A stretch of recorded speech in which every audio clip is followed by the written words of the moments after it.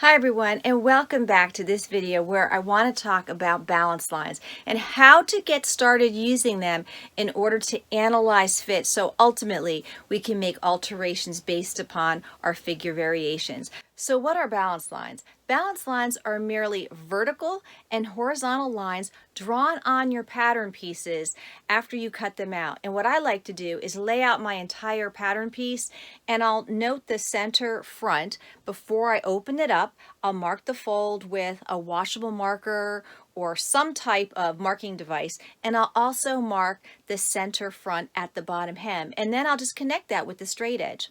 You can draw multiple vertical lines. So for example, I have the line at the center.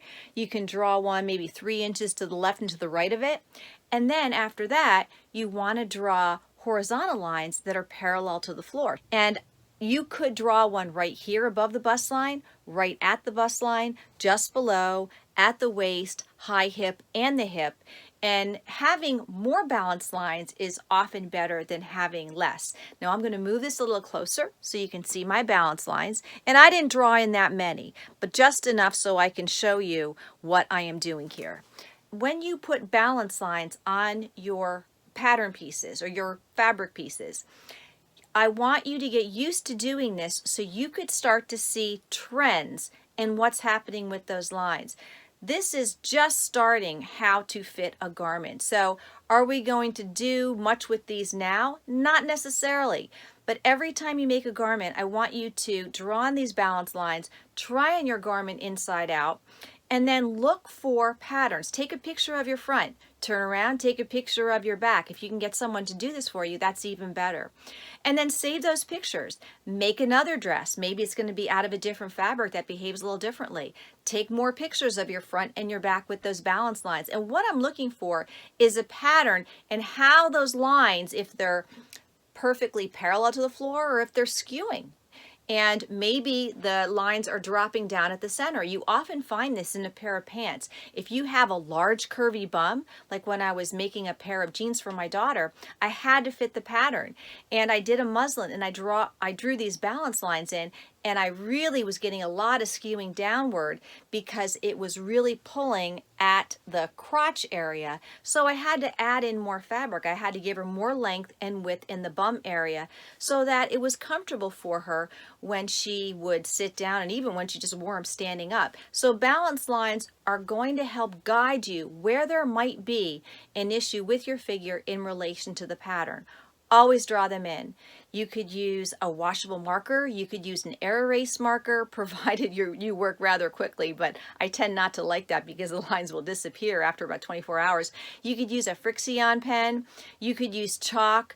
And you could use threaded tailor tacks. The only thing I want to let you know is that the more expensive the fabric, you might want to use threaded tailor tacks because there are certain fabrics you should not use chalk on, and maybe you wouldn't even want to use a washable marker. But drawing these in, take a picture of the front and back. We're looking for patterns. Save those pictures. And you're going to see patterns, and we're going to start seeing, based upon how it looks on you, analyze the balance lines, and then we'll know where to fit. I will tell you that I have drawn balance lines in on many garments, and typically I see an issue on the back. And on the back, what I sometimes will see is pulling in this upper back. All right, so some of my lines might be pulling out. And I also will get extra puddling of the fabric on some pattern companies. And I start to see these patterns in these balance lines, and I know exactly what to do. Now, I didn't draw them on the back because I've made this before. I know exactly where my fitting issues are. But I also have princess seams because I'm a big lover of princess seams, and I showed you in a previous video how to add these in so that I can use these to tweak the fit. And typically I have a lot of excess fabric on here.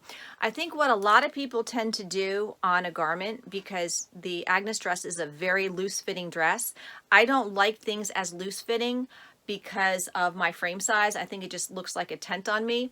So a lot of people will think, oh, I can just take it in at the side seams. Well, the side seams can only do so much. If you are very curvy at your side seams, then that could work because your curvature may be right here. But on my particular body, I know that I have a big back curve. So I can't just take everything in at the side seams. That's not where all my dart control is, because when you do this, you're creating a dart to mold to your body. I do want to remove some here and then some right here so I can get the best possible fit. There are multiple areas in which to take in a garment.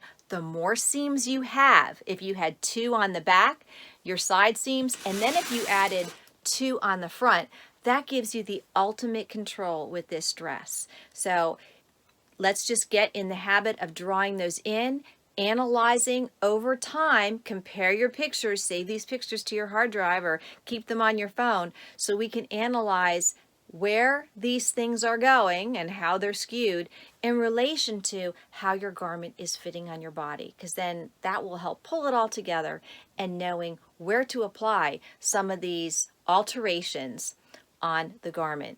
Another thing to remember is when you do this, I like to draw my balance lines on the inside of the dress. When you try this on, you're actually trying on reverse to your body. So if you see issues over here, this is actually, like, you can't just pin things out, because you can pin it out here and then mark it, but this is the opposite side of your body. So when you put this on, this side is actually going to be over here.